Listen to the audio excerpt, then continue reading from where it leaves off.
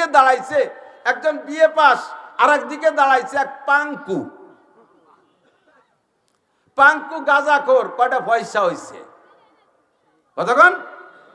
BA pass ভদ্রলোক, high স্কুলের headmaster, কলেজের প্রফেসর, সে ভোট পায় না। পাঙ্কু গাঁজাখোর, গাঁজা খাওয়া লাগে পয়সা দিয়ে, ভোট কামাই করে ফেলাইছে। নামও তার বোতল। নাম কি? বোতল। মার্কা কি? বোতল। খায় কি? বোতল। কয় না, কথা কয় না। বোতল খায়। কি খায়? বোতল। ভাইকে দিলে ভোট, বোতল খাবে দেশের লোক। এই বোতল পার্টিতে যখন ভোট পড়া শুরু হয়ে যাবে, এই চেয়ারে বসবে এই বোতল পার্টি। তখন তোমরা সারা দুনিয়ার মৌলবীকে নিয়ে দোয়া মুনাজাত করে জালাল খতম পড়াইয়া আর কাজ করতে পারবা না, আর কাজ করতে পারবা না।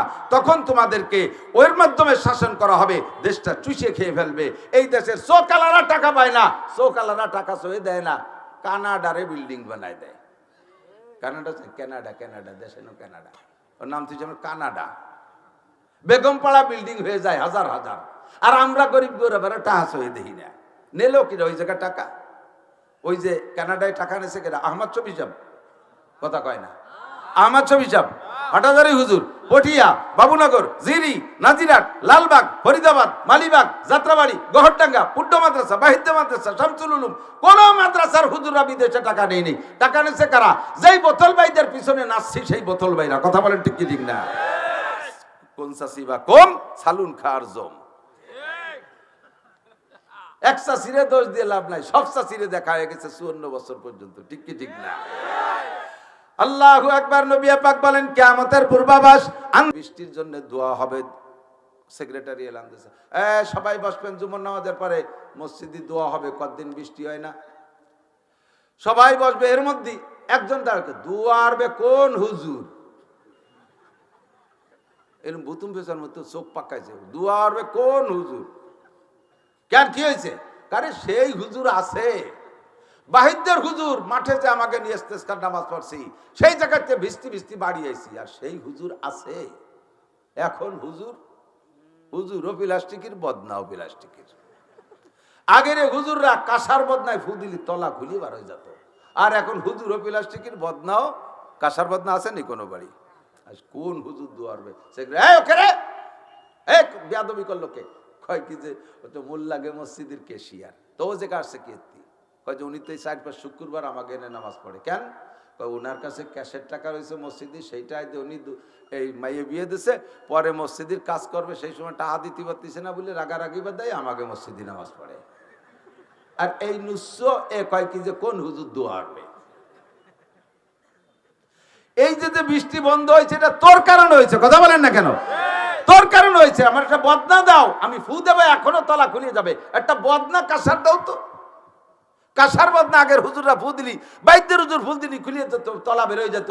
পুড্ডর হুজুর তলায় ফু দিলি, বদনার তলা বেরোয় যেত। আর এক হুজুর ফু দিলি, তলা বেরোয়। এখন আমি ফু দেবো, তলা না খুললি পারে এই জায়গার থেকে এই পুড্ডতে বাড়ি যাবো না। বদনাটা দাও তো, বদনাটা আমারে দাও তো। বদনাই তো প্লাস্টিকের, কাঁসার একটা বদনা দাও। কোন বাড়ি সুদ না আছে? সুদখোর, ঘুষখোর, বেড়া, ক্যাডাম, কারিদাস, বিআরডিবি, শনিবার, জাগরণী চক্র, আশা, প্রশিকা, গ্রামীণ ব্যাংক, বেপরদা, বেনামাজি, কোন বাড়ি না আছে? বদনাটা কাঁসার কোন বাড়ি আছে? সব বাড়ি তো প্লাস্টিক। দেবো কারে?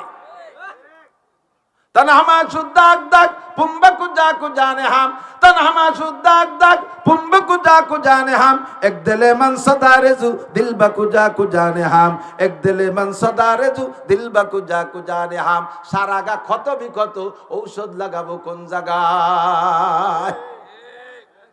দাইয়ে পেয়ে বুড়ির ভাষায়াত, দাইয়ে ভাইয়া বুড়ির ভাষায়াত। এক জায়গা কয় সেমনি বসে বসে গল্প হচ্ছে, ওর মধ্যে এক বুড়ি আছে, কিরা যেন বাই সারছে, তাতে গন্ধ। সবাই দোষ দিয়ে, তুই দিছিস, তুই দিছিস, সবাই ঠেলাঠেলি হয়ে, কেউ দেই নেই। লাস্টে কয় বুড়ি দিছে। আর বুড়ি তো আর ঝগড়া হতে পারতেছে না, বুড়িরই অজু বানানো লাগলো, অথচ বাদ দিয়েছে আর একজন। সারা দেশ ভরে মেম্বার, শহীদার, দফাদার, সবচেয়ে বড় ঘুষখোর বর্তমানে, সবচেয়ে বড় ঘুষখোর বর্তমানে বলেন জানেন কে? সবচেয়ে বড় ঘুষখোর সাংবাদিকরা। সবচেয়ে বড় ঘুষখোর সাংবাদিকরা মিথ্যে মিথ্যে সংবাদ বানাইয়া মানুষকে বিপদে ফেলাইতেছে, মানুষের নামে অপপ্রচার দিচ্ছে। যাদের নামে বড় ঘুষখোর বলে বদনাম পুলিশ, সে পুলিশের কাছ থেকে সাংবাদিকরা ঘুষ খায়। পুলিশটা এক পাশে ফেলাই দিয়ে, স্যার টাকা দেন, নইলে কিন্তু এটা সার্কুলার দিয়ে দেবো।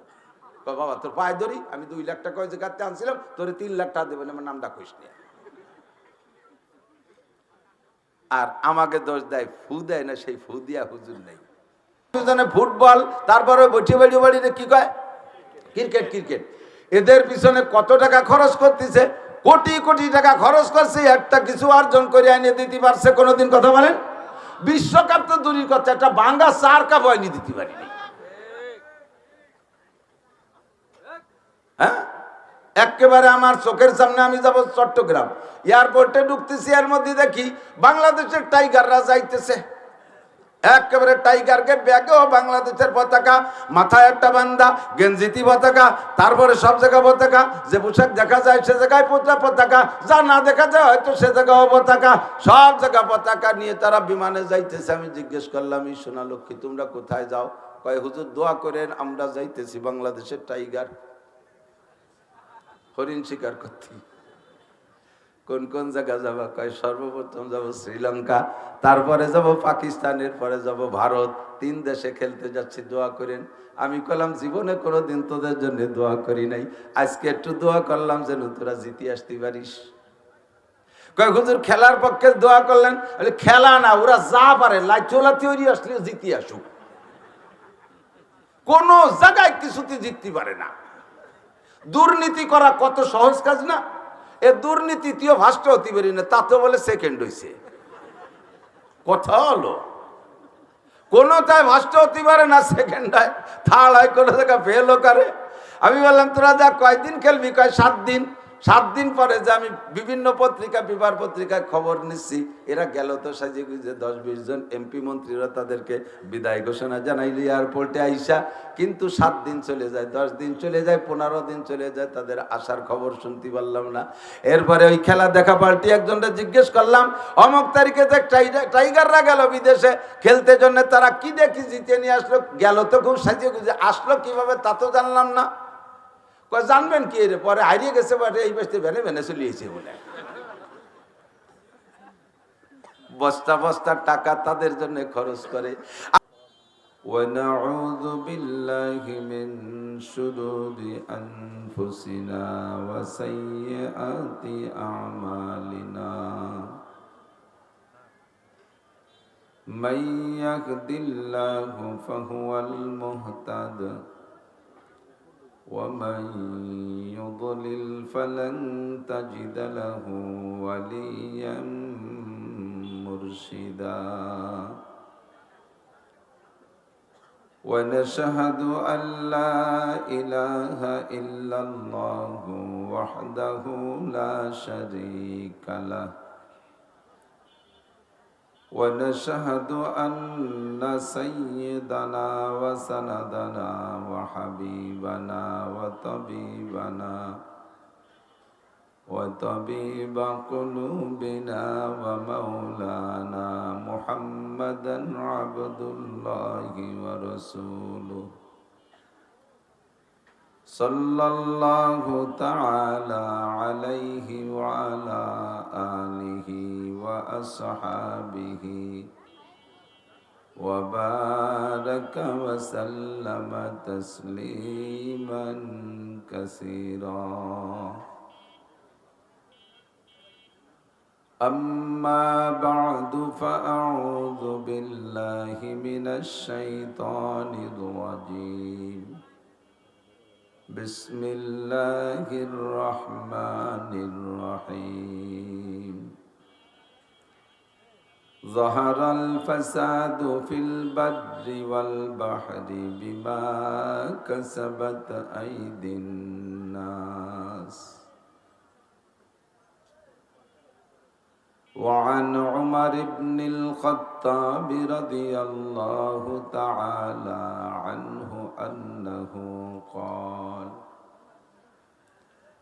بينما نحن عند رسول الله صلى الله عليه وسلم إذ طلع علينا رجل شديد بياض الثياب وشديد سواد الشعر لا يرى عليه أثر السفر ولا يعرفه منا أحد حتى جلس إلى النبي صلى الله عليه وسلم فأسند ركبتيه إلى ركبتيه ووضع كفيه على فخذيه فقال يا محمد متى الساعة قال ما المسؤول عنها بأعلم من السائل فقال وما إمارتها قال أن تلد الأمة ربتها وأن ترى الحفاة العراة العالة رعاء الشاء يتطاولون في البنيان إلى آخر الحديث أو كما قال عليه الصلاة والسلام سبحانك لا علم لنا إلا ما علمتنا إنك أنت العليم الحكيم رب اشرح لي صدري ويسر لي أمري واحلل عقدة من لساني يفقه قولي رب زدني علما اللهم أرنا الحق حقا وارزقنا اتباعه وأرنا الباطل باطلا وارزقنا اجتنابه সকলে বলি আমিন। একটু দরুদ শরীফ পড়ে নেই। اللهم صل على محمد وعلى آل محمد كما صليت على إبراهيم وعلى آل إبراهيم إنك حميد مجيد اللهم بارك على محمد وعلى آل محمد كما باركت على إبراهيم وعلى آل إبراهيم إنك حميد مجيد ঐতিহ্যবাহী পুরোড়া নিজামুল উলুম মাদ্রাসা কর্তৃক আয়োজিত বাৎসরিক নুরানি কোরআনী মাহফিলের সম্মানিত সভাপতি, মাদ্রাসার সুযোগ্য সুদক্ষ মোহতামিম সাহেব হুজুর হাফিজাহুল্লাহ, আজকের মাহফিল উপলক্ষে দাওয়াতি উলামায়ে কেরাম, মাদ্রাসার যোগ্য মুহাদ্দিসিন ও আসাতিজায়ে কেরাম, আজিজ আমতুলাবা, এই অঞ্চলের অনেক অনেক উলামায়ে কেরাম, আইম্মায়ে মাসাজিদ, প্রাণপ্রিয় দেশবাসী, আল্লাহ তাবারক ওয়া তাআলা শাহী দরবারে আমাদের পক্ষ থেকে পাঠাই অসংখ্য শুকর যে আল্লাহ পাক রব্বুল আলামিন এই অঞ্চলের লাখ লাখ মানুষের মধ্য থেকে বাছাই ছাঁটাই করে সাময়িক জান্নাতের বাগানে বসার মতো যোগ্য মনে করে, পছন্দ করে, ভালোবেসে আমাদেরকে ডেকে নিয়ে আসছেন। রব্বুল আলামিনের এই সুন্দর নির্বাচনে নির্বাচিত হতে পেরে সকলে শুকর আদায় করি আলহামদুলিল্লাহ। মাগরিবের পর থেকে ধারাবাহিক অনেক বয়ান শুনেছেন। আমার আগ পর্যন্ত সুলতানুল ওয়াইজিন মানে হলো সমস্ত বক্তাদের রাজা, সুলতান মানে রাজা।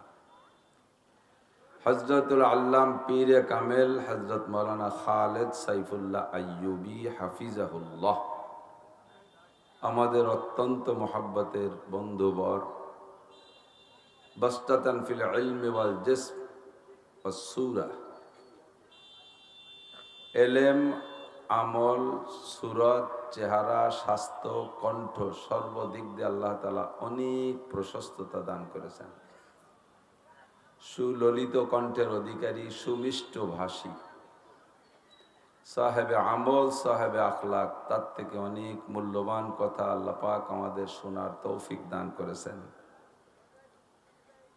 পীর সাহেব হিসেবে তাকওয়ার উপরে বেশি বয়ান করেছেন।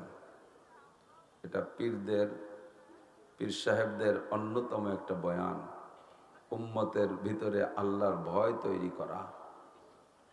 আল্লাহ তাআলা তার এই বয়ান অনুযায়ী আমাদের সকলের অন্তরে আরশে আজিমের মালিক আল্লাহ পাকের ভয় পরিপূর্ণ তৈরি করার তৌফিক দান করে। আল্লাহ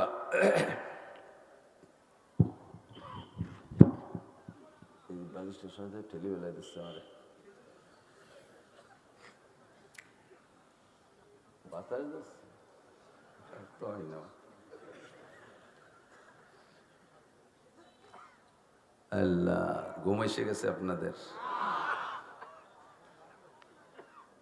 আল্লাহ পাক রব্বুল আলামিন সকলকে সব কথা বুঝা আমল করার তৌফিক দান করেন। মাঠে আসলে একজন মুরব্বীর কথা ভিতরে সাড়া দেয়। মাগরিবের পরে এক মুরব্বীর মাদ্রাসায় গিয়েছিলাম, তিনিও মারা গেছেন। হযরত মাওলানা নিজামউদ্দিন সাহেব, আমাদের গোপালগঞ্জের একজন অনেক যোগ্য আলেম, বড় একটা মাদ্রাসার প্রতিষ্ঠাতা মুহতামিম, যার বয়ান শুনে বয়ান শিখেছি, এরকম যারা তাদের মধ্যে একজন তিনি। জিয়ারত করেছি, কবর ইসালে সওয়াব করেছি, সূরা ইখলাস, সূরা ফাতিহা পড়ে তার জন্য সকলকে নিয়ে আমি দোয়া করে মুনাজাত করে ইসালে সওয়াব করে আসছি। আবার এসেছে আর একজন মুরব্বীর মাজারের কাছে, কবরের কাছে। এখানে এসেও হযরতের কথা বারবার মনে পড়তেছে। ছোট্ট ছোট্ট কথায় অনেক নসিহত করতেন। কয়েকবার আমাকে বলেছেন, বাবা আস্তে আস্তে কথা বলবা, অনেক দিন বলতে পারবা। আর এরকম বলনেওয়ালা মানুষ থাকতেছে না। কাব্বারানি মৌতুল কুবারা, ধীরে ধীরে মুরব্বীরা চলে যাচ্ছে আর আমরা মুরব্বী হচ্ছি। হঠাৎ করে শুনবে একদিন আমার মৃত্যু খবর, কেঁদে কেঁদে আসবে সবাই দিতে শুধু কবর। এমন একদিন আসবে যেদিন মানুষে আর আমাকে দাওয়াত দিতে যাবে না। খবর পেলে হয়তো মোহাব্বত থাকলে সম্ভব হলে 2-3 মুঠ মাটি দিতে যাবে। আমরাও চলে যাব, কেউ থাকতে পারবে না। আমাদের প্রাণপ্রিয় আর একজন মুরব্বী অত্যন্ত অসুস্থ, হযরত মাওলানা হিলাল উদ্দিন সাহেব হাফিজাহুল্লাহ। আজকে শুনেছি তাকে হেলিকপ্টারে করে নাকি ডাক্তারের কাছে নিয়ে গেছে। হযরতকে আল্লাহ তাআলা সুস্থ করুন, সবাই বলে আমিন। হায়াতে তয়বা বাড়ায় দিক, সবাই বলে আমিন। আল্লামা জালালউদ্দিন রুমি রহমাতুল্লাহ আলাইহি বলেন, ই সুখানশি রাস্তে দর পেস্তানে যা, বেকুশিন্দা খুশনমি গর দদরওয়া। বক্তাদের মুখের কথা গাভীর স্তনের দুধের মতো। গাভীর স্তনে দুধ আছে, প্রত্যেক দিন সকাল 10টার দিক দুধ বের করেন, যাকে দুধ দোহানো বলা হয়।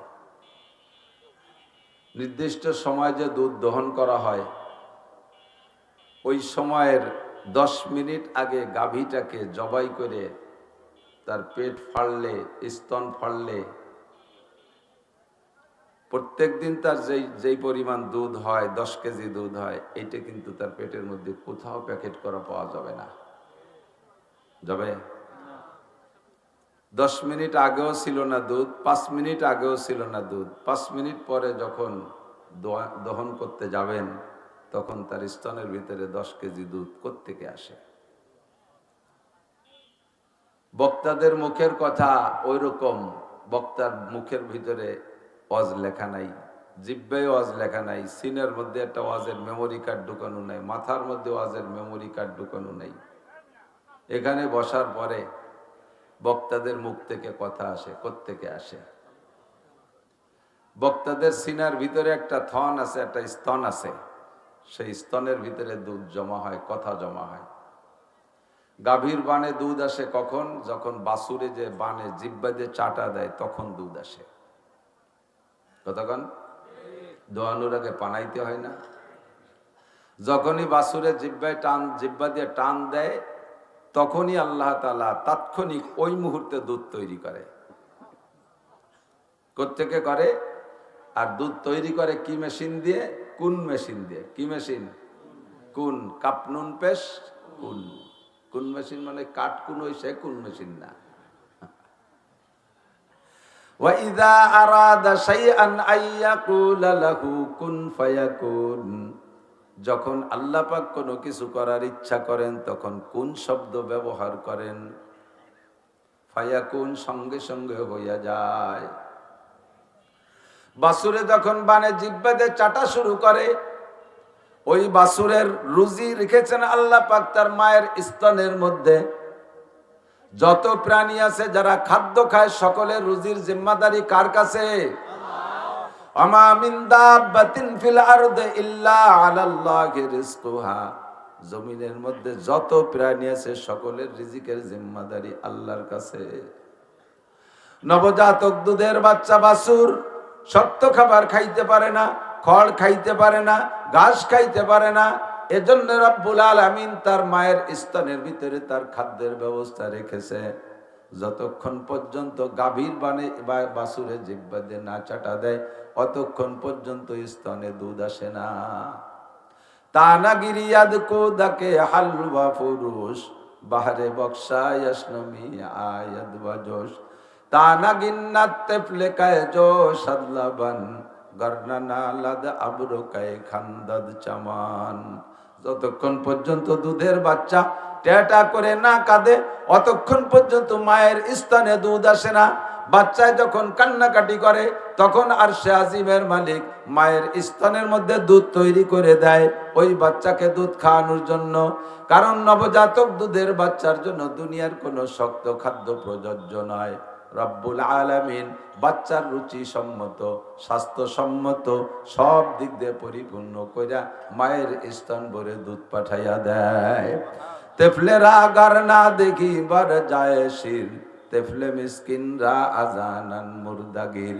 চার পারা কদরে তাকত বারে নে বার জঈফা কদরে হিম্মত কারনে।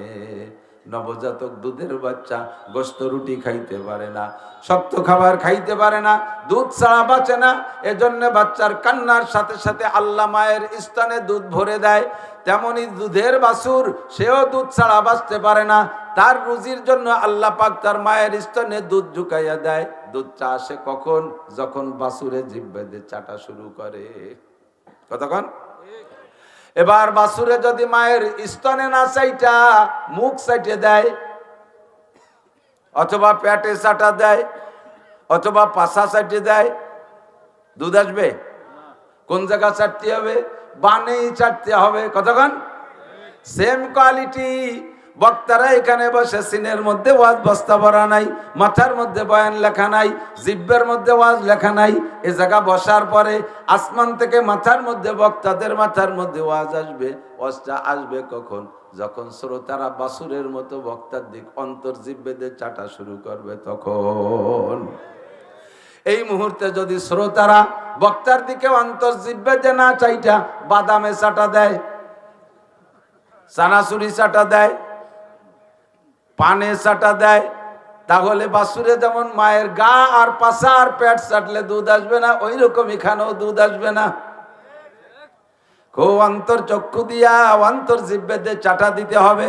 তাই আল্লামা রুমি রহমাতুল্লাহ আলাইহি বলেন, ইসু খানশি রাস্তে দর পেস্তানে যা বেকুশেন্দা খুশনমি গরদাদ রওয়া মুস্তামে চু তৃষ্ণাবা জোয়েন্দা সুদ ওয়াইজার মুর্দা বুয়াদ গোয়েন্দা সুদ মুস্তামে চু তাজা আয়াদ বেমালাল সজ্জবা গরদাদ বাগুপ্তান গুঙ্গলাল। শ্রোতারা যখন আগ্রহের সাথে কথা শুনতে চাতকের মতো তাকায় থাকবে, আর সে আজিমের মালিক উপর থেকে কথা শিখাইয়া দিবে। বক্তার আওয়াজ করে, হাত নাড়ে না, হাত প্রত্যেকে কথার সিস্টেম এইটা, একটু হাই হুই কইয়েন। পানি সেটা বড় হয়ে যায়, আবার তো কাজ করে দেন। ঠিক আছে। আল্লাহ অন্তর্জীব চক্ষু দিয়া, অন্তর্জীবে দিয়ে চাটা না দেওয়া পর্যন্ত উপর থেকে বয়ান সকলে শোনার জন্য আগ্রহ আছেন তো? পুরুরা মাদ্রাসার বয়ান সারা বছর ধরে আপনারা অপেক্ষা করেন, এখানে বয়ান হবে। আগে তো সারা রাত হতো মনে হয়, এখন সেটা কমে চলে আসছে। সারা রাত বয়ান যে জায়গা হয় তাকে সমালোচনা হবে বিদায় আমি বলি না, তবে সারা রাত আল্লাহ রসুল মাগরিবেতে ফজর পর্যন্ত বসে বসে উম্মতকে বয়ান করছে, এরকম মনে হয় একটা ইতিহাসও নাই। ফজর বাদ আর মাগরিব বাদ বয়ান করতেন বেশিরভাগ। এই দুইটি হলো বয়ানের মূল সুন্নাত। সুন্নত যতক্ষণ ঠিক থাকবে অতক্ষণ পর্যন্ত সুন্নতের থেকে হিদায়ত পাওয়া যাবে। সুন্নত যখন গড়মিল হয়ে যাবে, ওর মধ্যে ভেজাল শুরু হয়ে যাবে, তখন সে জায়গা থেকে ফায়দাও পাওয়া যাবে না। আল্লাহ তাআলা আমাদেরকে ফায়দা নসিব করে, সবাই বলি আমিন। আল্লাহু আকবার। দুনিয়ায় শান্তি চাই, সকলেই চাই, চাই কিনা? অশান্তি কেউ চান? অশান্তি কেউ চাই না, শান্তি সবাই চাই। তবে শান্তি কোথায় গেলে পাই, সেই জায়গাটা আমরা যাইতে এখনো সক্ষম হই না, ভুলের উপরে ঘুরতেছি। আল্লাহ পাক রব্বুল আলামিন আমাদের সকলের শান্তির সুব্যবস্থা করে, সবাই বলি আমিন। বাতাস আসতেছে, এই যে এইটুকু গিরে দেওয়া উচিত ছিল, ঠান্ডা আসতেছে। আল্লাহ, গত শুক্রবারে ভূমিকম্প হয়েছে নাকি? এই আগের শুক্রবার এদিক হয়েছে নাকি? আমি তো খালি আমাদের ওই দিক হয়েছে, পুরো বাংলাদেশ হয়েছে না? ভূমিকম্পের কারণ কি? সদস্য হুজুর রহমাতুল্লাহ আলাইহির ছোট্ট একটা বই আছে লেখা, বইটার নাম প্রলয়ঙ্কারী ঘূর্ণিঝড়ের কারণ কি। বইটার নাম প্রলয়ঙ্কারী ঘূর্ণিঝড়ের কারণ কি, এই বলে বইটার নাম দিয়েছে। ছোট্ট মনে 8-10 পাতার ভিতরে লিখছে, ছোট্ট একটা বই, 10 টাকা করে। একসময় আমার সাথে মজিবার দারোগা থাকতো, উনি বইগুলো বিক্রি করতো। তোর ভিতরে লেখছে শুধু হুজুর উপরে নাম দিয়েছে প্রলয়ঙ্কারী ঘূর্ণিঝড়ের কারণ কি, মূলত প্রাকৃতিক দুর্যোগের কারণ কি, ঘূর্ণিঝড়ের কারণ কি, ভূমিকম্পের কারণ কি, করোনার কারণ কি, ভূধসের কারণ কি, সিডার, সুনামি, নার্গিস, আইলা, আমপান, বুলবুল, ফানি, নাম শুনছেন না এগুলো বাংলাদেশে? এগুলোর কারণ কি, এটা কেন হয়? তো বিজ্ঞানীদের কাছে যদি জিজ্ঞাসা করি, তাহলে বিজ্ঞানীরা তাদের বিজ্ঞানী থিওরিতে অনেক জবাব দেয়। ঘূর্ণিঝড়ের কারণ হলো সাগরের ভিতরে জলবায়ু উত্তপ্ত হইয়া পাকের সৃষ্টি হয়, সেই পাকের নাম ঘূর্ণিঝড়। বাস, ঘটনা তো তাই, সত্যি সাগরের ভিতরে জলবায়ু উত্তপ্ত হয়ে পাকের সৃষ্টি হয়, সেইটা ঘুরতে ঘুরতে বিশাল রূপ ধারণ করে, তার নাম ঘূর্ণিঝড়। বুঝলাম, ঠিক আছে। তো এই ঘূর্ণিঝড় সাগরের ভিতরে তৈরি হয়, এ তো আমাকে বাড়ির দ্বারে তৈরি হয় না।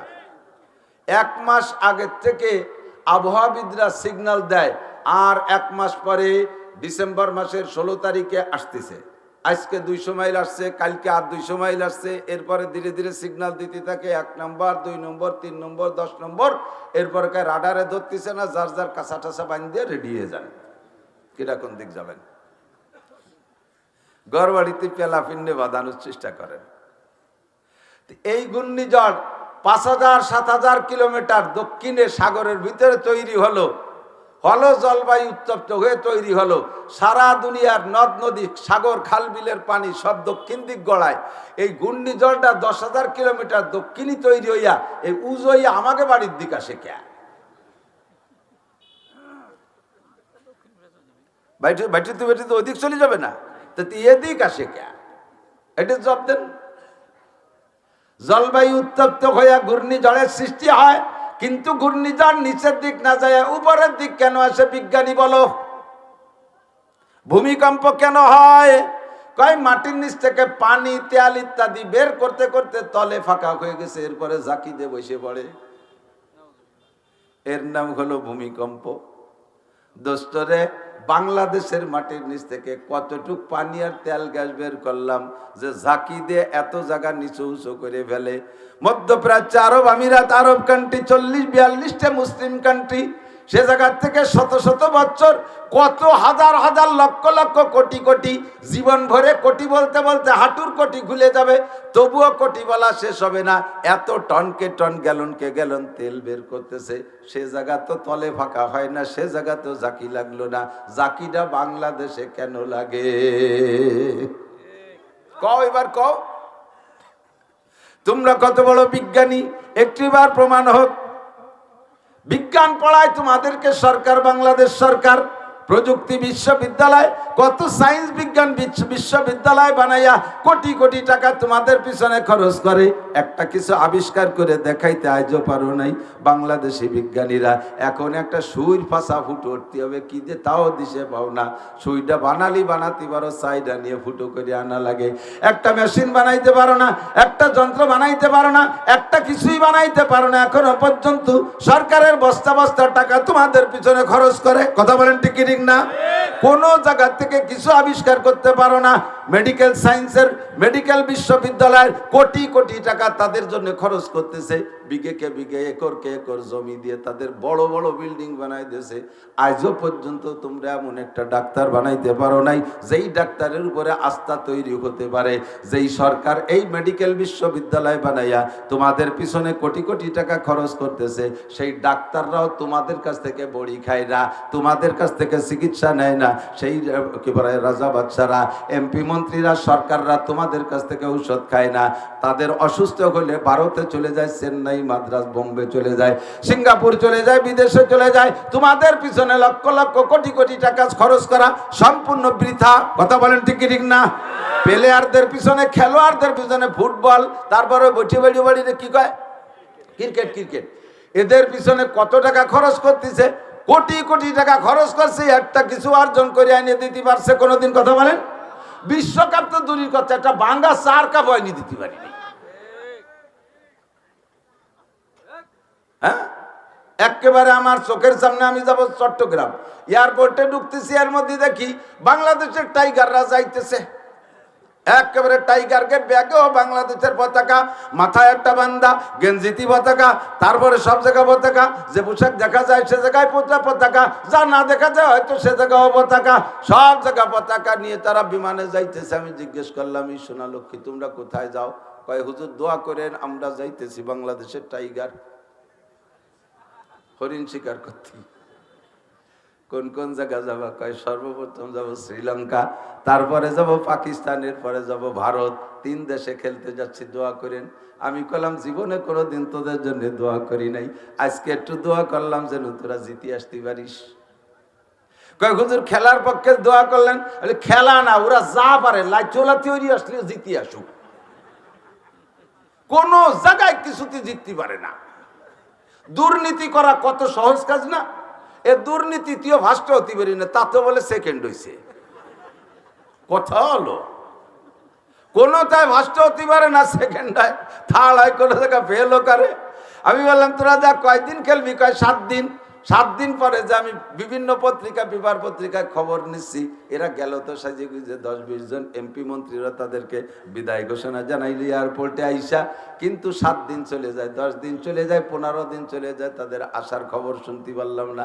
এরপরে ওই খেলা দেখা পাল্টি একজনটা জিজ্ঞেস করলাম, অমুক তারিখে যে টাইগাররা গেল বিদেশে খেলতে জন্য, তারা কি দেখি জিতে নিয়ে আসলো? গেল তো খুব সাজিয়ে গুজে, আসলো কিভাবে তা তো জানলাম না। জানবেন কি, রে পরে হারিয়ে গেছে, এই বসতে ভেনে ভেনে চলিয়েছে বলে। বস্তা বস্তা টাকা তাদের জন্য খরচ করে।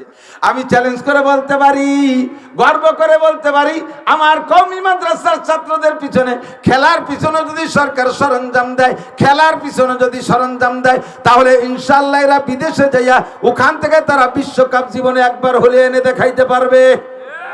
কতক্ষণ? তার হাজারো প্রমাণ। সারা পৃথিবীর যত আলেম আছে তার মধ্যে হাদিসের উপরে সবচাইতে সারা পৃথিবীর সবচেয়ে বড় আলেম বাংলাদেশের সন্তান হযরত মাওলানা আব্দুল মালিক সাহেব। সারা পৃথিবীর যত হাফেজ আছে সর্বকালের যেদিন থেকে প্রতিযোগিতা শুরু হয়েছে সেই থেকে বাংলাদেশের হাফেজরা 110 দেশ, 120 দেশ, 115 দেশ, 100 দেশ, 99 দেশ, 50 দেশ, 10 দেশ, যত দেশের মধ্যে প্রতিযোগিতা হোক বাংলাদেশে হাফেজরা 1 নম্বরে হয়ে আসে। কতক্ষণ আমরা সায়েন্স পড়ি না, বিজ্ঞান পড়ি না, তারপর আমরা 76 কেজি বোমা বানাতে পারি। বুঝছেন না? 76 কেজি বোমা হুজুররা বানাইতো, তোমরা কি কচু বানাইছো? তোমরা যে চুন ছুটাইতে একটা টুল্লাও বানাতে দিতে পারো না। বিজ্ঞানী হইছে, এদের পিছনে সরকার পয়সা খরচ করে একেবারে জলে কি বলা হয় সাইতে পানি ডালা ছাড়া আর কিছু না। কথা বলেন?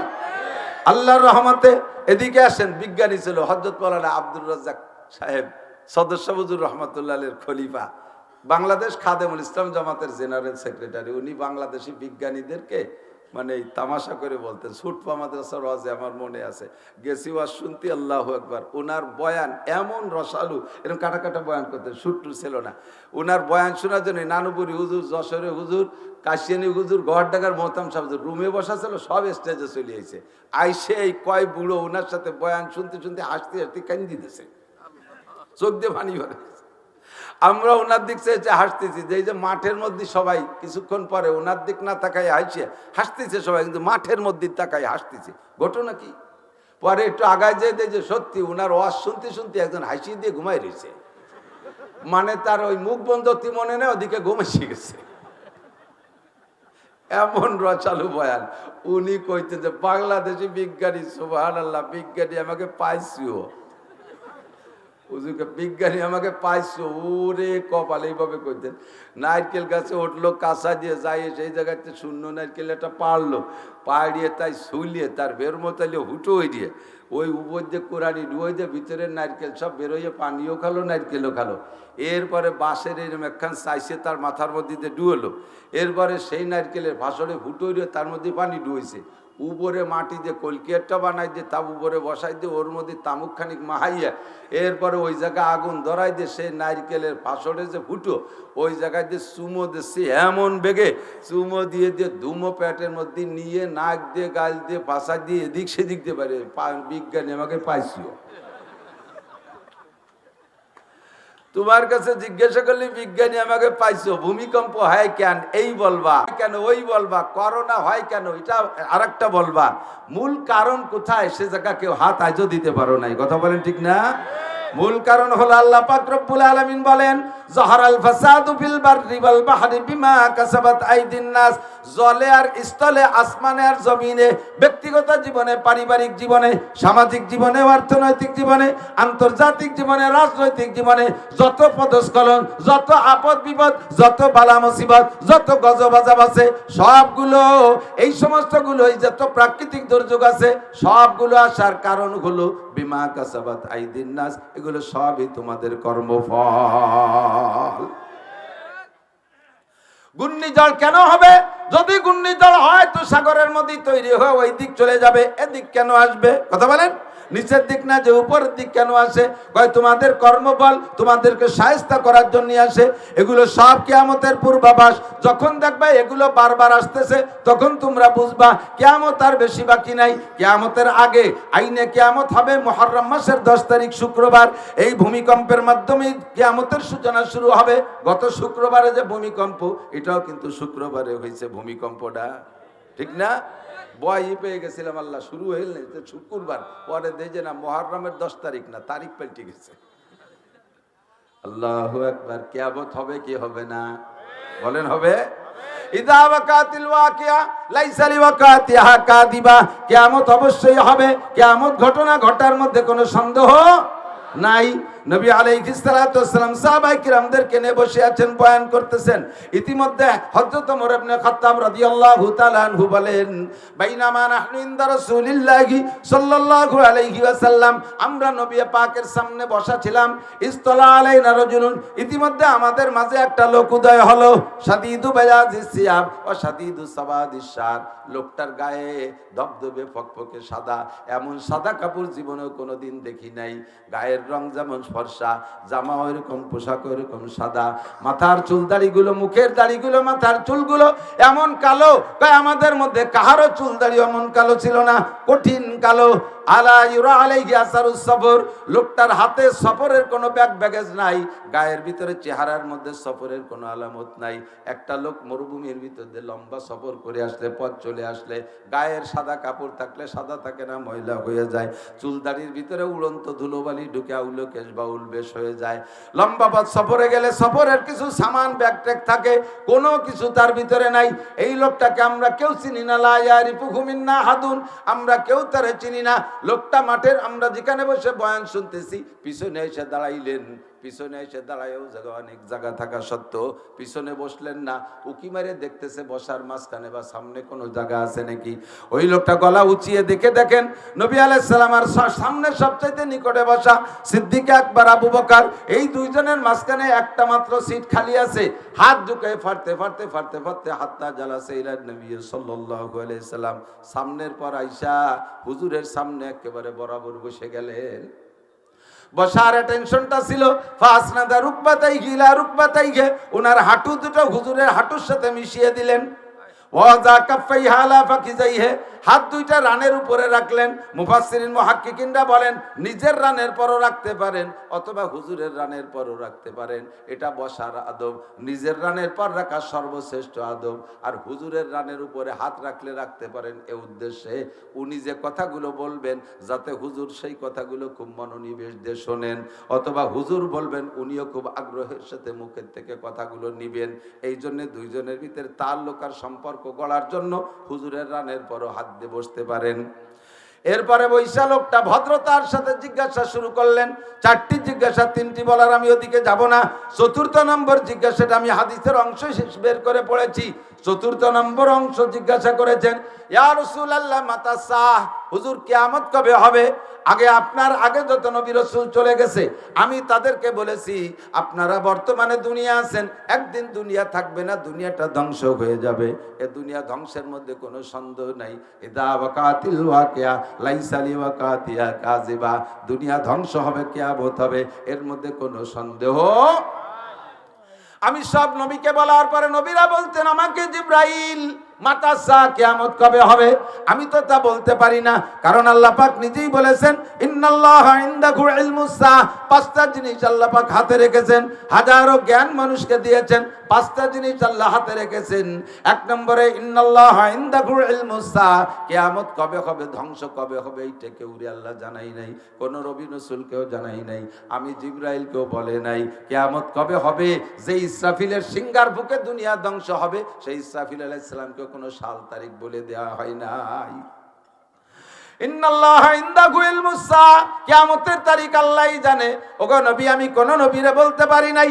আপনি কিছুদিন আগে মেরাজে গিয়েছিলেন, আল্লাহ পাকের সামনে বৈশা অনেক গোপন তথ্য সংগ্রহ করে নিয়ে আসছেন। আপনি কি জানেন মাতা সাআহ, কিয়ামত কবে হবে? নবী পাক জবাব দিলেন, মাল মাসউলু আনহা বিআলামা মিনাস সাইল।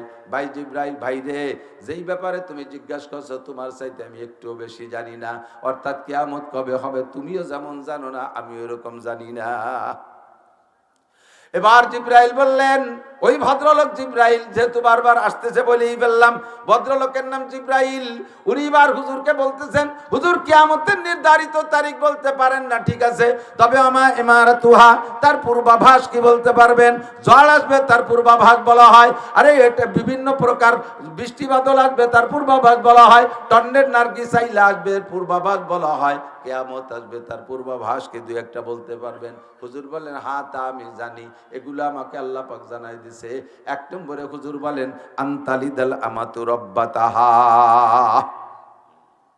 খেয়াল, আনতালিদাল আমাতু রাব্বাতাহা, যখন দেখবা দুনিয়ায় বান্দির পেটে প্রেসিডেন্ট পয়দা হয়, বান্দির পেটে প্রেসিডেন্ট পয়দা হয়, বান্দির বাচ্চা চেয়ারম্যান হবে, বান্দির বাচ্চা মেম্বার হবে, বান্দির বাচ্চা উপজেলা চেয়ারম্যান হবে, বান্দির বাচ্চা এমপি হবে, বান্দির বাচ্চা মন্ত্রী হবে, বান্দির বাচ্চা বড় অফিসার হবে, আরে বান্দির বাচ্চা জাতিসংঘের মহাসচিব হবে, বান্দির বাচ্চা সারা পৃথিবীকে পরিচালনার কাঠি ঘুরাবে। এরকম যখন তোমরা দেখবা, কারণ দুনিয়াটা হলো একটা গাড়ি, গাড়ি চালানোর জন্য ড্রাইভার লাগে। ড্রাইভার যদি দক্ষ হয় তাহলে গাড়িটা সুন্দরভাবে চলে, আর ড্রাইভার যদি অদক্ষ হয়, তাহলে তার হাতে গাড়িতে ধাক্কা খায়, খাদে পড়ে, খালে পড়ে, অ্যাক্সিডেন্ট করে। কথা বলেন ঠিক কি ঠিক না? দুনিয়া নামক এই গাড়িটাকে চালানোর জন্য আল্লাহ পাক যোগ্য ড্রাইভার শুরু থেকে তৈরি করে পাঠিয়েছেন।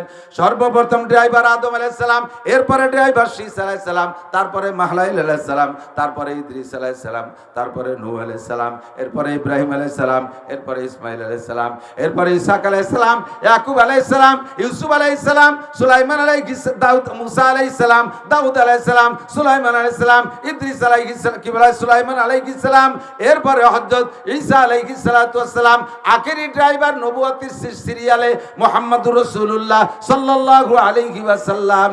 এই সমস্ত ড্রাইভারকে আল্লাহ পাক আরশে আজিমে বসাইয়া রূহের জগতে প্রশিক্ষণ দিয়া দুনিয়া চালানোর জন্য পাঠিয়েছেন।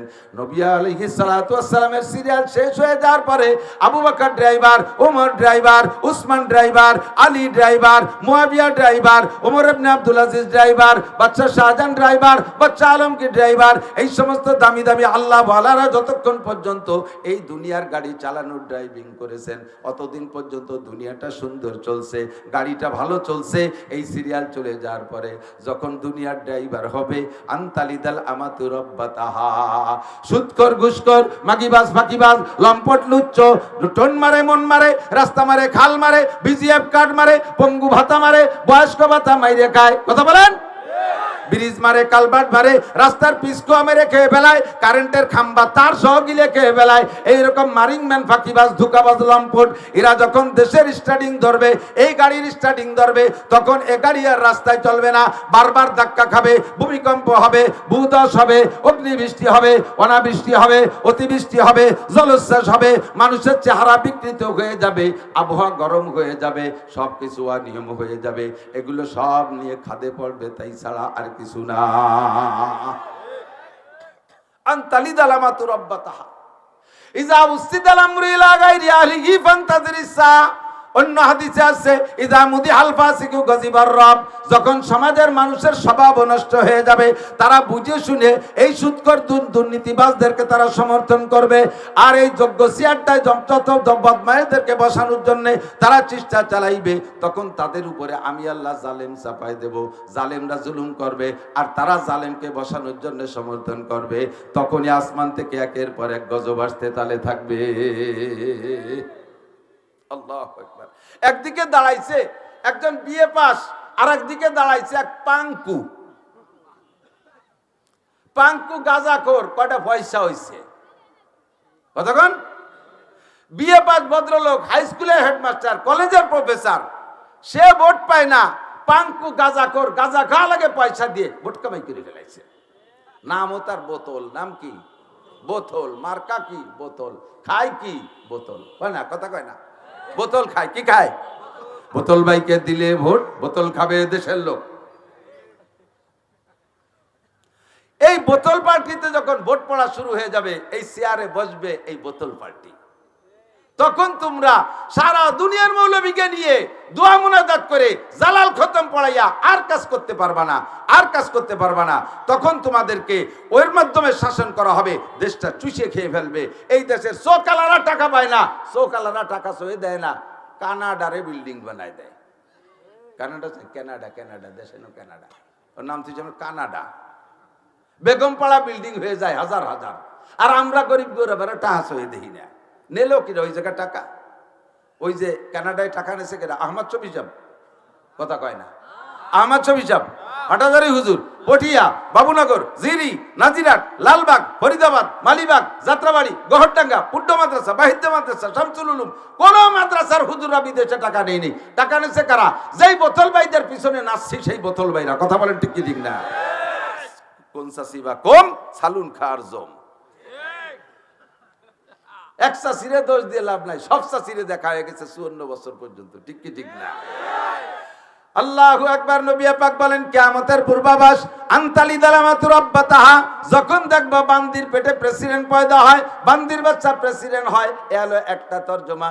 আর একটা তরজমা হলো যখন সন্তানরা মায়ের সাথে বান্দির ব্যবহার করবে, বউরে নিয়ে সোনার পিতেলে গুগু বউডারে নিয়ে সাততলায় এসির মধ্যে ঘুমাবে, আর বাপ 9টা 10টার আগে ঘুম থেকে উঠবে না। আর রাত্রে শোয়ার সময় বলে রাখবে, আম্মু আমরা তো 9টার আগে ঘুম থেকে উঠবো না, তুমি সকালে নাস্তাটা তৈরি করে রেখো, ঘর বাড়িটা ধুয়ে মুছে পরিষ্কার করে রেখো, আমাদের গতকালকের কাপড় চোপড়গুলো ময়লা রয়েছে মা পরিষ্কার করে রেখো। মারে বান্দির মতো খাটাবে আর বউরে নিয়ে টঙ্গের পর আরাম করবে। এটা হলো আনতালিদাল আমাতু রব্বাতাহা, বান্দির বাচ্চা রাজা হয়ে যাবে আর মায়ের সাথে সন্তানে বান্দির মতো আচরণ করবে। 2 3 নম্বর তরজমা হলো সন্তান আর মায়ের মধ্যে পরিচয় থাকবে না। বান্দির সাথে যেমন যৌন মিলন করা যায় আছে স্ত্রীর মতো, স্ত্রীকে যেমন ব্যবহার করা যায় বান্দিকে ওইরকম ব্যবহার করা যায়। এমন একটা সময় আসবে মানুষের ভিতরে রেশতাদারিত্বের পরিচয় ঠিক থাকবে না। সন্তানে যাইয়া মাকে বিয়ে করবে অথবা সন্তানে মায়ের সাথে বান্দির মতো আচরণ করবে। এই কথাটা যখন পড়তাম তখন বুঝতাম না, ইদানিং কালে বর্তমান কালে বাংলাদেশে বুঝাই দিচ্ছে। আল্লাহু আকবার। পার্কের ভিতরে বিভিন্ন ভাবে ঘোরাফেরার ভিতর দিয়ে যে কোনো ভাবে খোদা প্রদত্ত ভাবে গর্ভ ধারণ করে ফেলাইছে, আসমানি ভাবে। এই বাচ্চা রাখবে কোন জায়গায়? বাচ্চার বাপের পরিচয় নাই, বাপ তো হারাই গেছে। গর্ভ যখন পুড়ে গেছে, বাচ্চা ডেলিভারি হওয়ার মতো সময় এসে গেছে, ডেলিভারি যে কোনো ভাবে হয়ে গেছে, বাচ্চাগুলোর ডাস্টবিনের মধ্যে ফেলাই রাখতেছে। পেপার পত্রিকায় আপনারা খবর জানেন, পেপার পত্রিকায় যারা দেখেন, সংবাদ দেখেন, ঢাকা শহরের ডাস্টবিনের মধ্যে একটা জীবিত বাচ্চা পাওয়া গেছে। কুত্তই তার ঠ্যাং কামড়ায় ধরে নিয়ে যাচ্ছে, ওইটে মানুষের সামনে পড়ছে, মানুষে ধরে নিয়ে ওইটারে লালন পালন করে বড় করছে। ওর মায়ের আর ওই বাচ্চার সাথে খবর নাই। ওর মা তো এখনো পার্ক দিয়ে যা করার তাই করে বেড়াচ্ছে। 15-16 বছর পরে, 20 বছর পরে যখন ওই ছেলে বড় হয়েছে, ওর আব্বাও নাই, ওর মায়েরও খবর নাই। ও ছেলে তো ওইরকমই হয়, যার গার্জিয়ান না থাকে, তাকে তত্ত্বাবধান করার কেউ না থাকে, তাকে কি বলা হয় কন্ট্রোল করার কেউ না থাকে, ইচ্ছা মতো চলাফেরা করে। ও ছেলেও আবার সেই পার্কে গেছে, যে দেখে সুন্দরী একটা মেয়ে সেজে গুজে ঘুরতেছে, এই মেয়েটার সাথে সম্পর্ক কইরা তার সাথে আবার সেইভাবে ব্যবহার শুরু করে দিয়েছে। যেই মহিলার সাথে এবার সম্পর্ক করছে সেই মহিলা কিন্তু ওর সেই মা। জারজ সন্তানে দেশটা ভরে যাচ্ছে, এর নামই হলো জারজ সন্তান বৃদ্ধি পাবে, জারজ সন্তানে ভরে যায়। 14ই ফেব্রুয়ারিকে কেন্দ্র কইরা 14ই ফেব্রুয়ারি ভালোবাসা দিবস বানাইয়া লক্ষ লক্ষ জারজ সন্তান দুনিয়ায় জন্ম দিচ্ছে সারা বিশ্বব্যাপী। কথা বলেন? একটা ভালোবাসা দিবস কইরা দুনিয়াকে নষ্ট করে ফেলতে যে জারজ সন্তানে দেশটা ভরে যাচ্ছে, এটাই হলো আনতালিদাল আমাতু রাব্বাতাহা। 2 নম্বর হলো ওয়া আনতারাল হুফাতাল উরাতাল আলাতা রিয়া আশা ইয়াতাতাওয়ালুনা ফিল বুনিয়ান। নবী পাক বলেছেন 1500 বছর আগে, যখন এরকম দেখবা, যখন এরকম হবে, তখন বুঝবা দুনিয়ার 12টা বাজে গেছে, যে কোনো সময় ধ্বংস হতে পারে। 1500 বছর আগে হুজুর বলছেন যখন এরকম হবে। এখনই কি বলা লাগবে যে আর হবে? এখন হবে না হচ্ছে?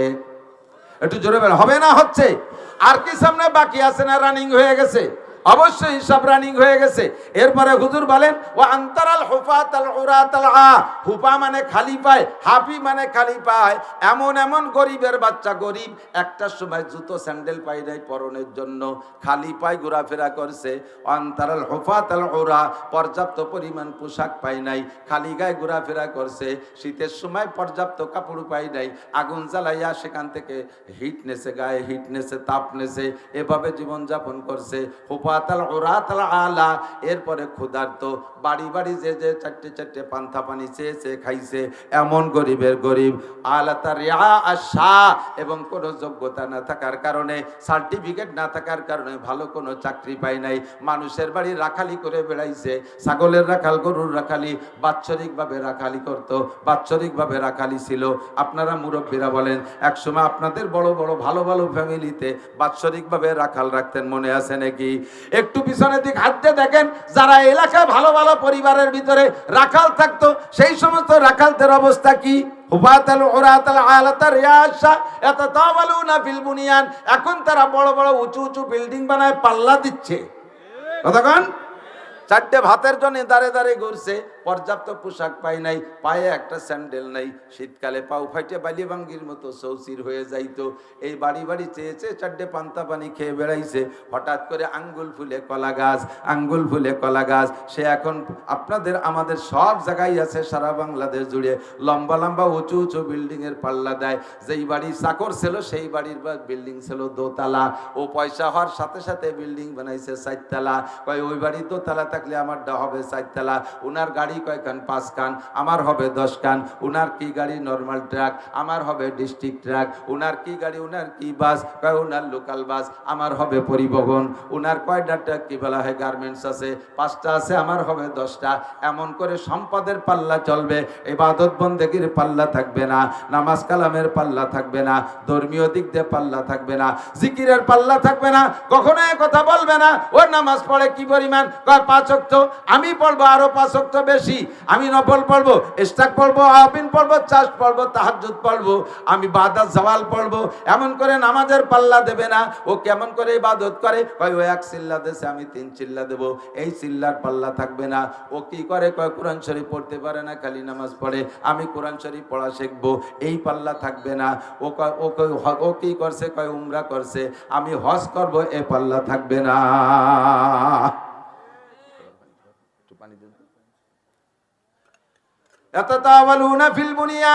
বিল্ডিং এর পাল্লা চলবে, এগুলো কি সামনে চলবে না চালু হয়ে গেছে? একটু বলেন, চলবে না চালু হয়ে গেছে? হুজুর বলেন এগুলো কিয়ামতের আলামত। এই কিয়ামতের আলামতের মধ্যে নবী পাক বলেন আরো 15টা আলামত আছে। মাঝে মাঝে ওয়াজের মধ্যে বলি, এবারই সামনে বাইতে গেছে। ভূমিকম্প কেন হলো? এই ভূমিকম্পের কথাটাই নবী পাক বলেছেন, রিহান হামরা জালজালাতান ওয়া মাসকান ওয়া কাসফা। দুনিয়ায় মানুষের স্বভাব, মানুষের আমল আখলাক যখন এমন হবে, তখন যে গজবগুলো কিয়ামতের আগে শুরু হবে, তার ভিতরে 1 নম্বর গজব হলো গরমকালে হাওয়া এমন গরম হয়ে যাবে যা সহ্যের বাহিরে, গরমে মানুষ মরা শুরু হয়ে যাবে। 2 নম্বরে জালজালা, দেশে বারবার ভূমিকম্প হবে। 3 নম্বরে মাসকা, মানুষের চেহারা পরিবর্তন হয়ে যাবে। 4 নম্বরে কাসফা, পাথর বর্ষণ, শিলা বর্ষণ হবে। অনাকাঙ্ক্ষিত বৃষ্টি বর্ষায় আর ঝড় তুফানে মানুষের সোনার ফসলগুলো কেড়ে নিয়ে যাবে। এই সমস্ত গজবের কারণ হলো 15টা। একটু বলেন কয়টা? কষ্ট হচ্ছে? আল্লাহ 15টার ভিতরে 1 নম্বর হুজুর বলেন ইজাতুকিদাল ফাই উদাওয়ালা। যখন দুনিয়ার মানুষ, কোন দেশের মানুষ, ইজাতুকিদাল ফাই উদাওয়ালা, যুদ্ধে বিজয়ী সম্পদ, আমার দিক, যুদ্ধে বিজয়ী সম্পদকে যখন নিজের দৌলত মনে করবে।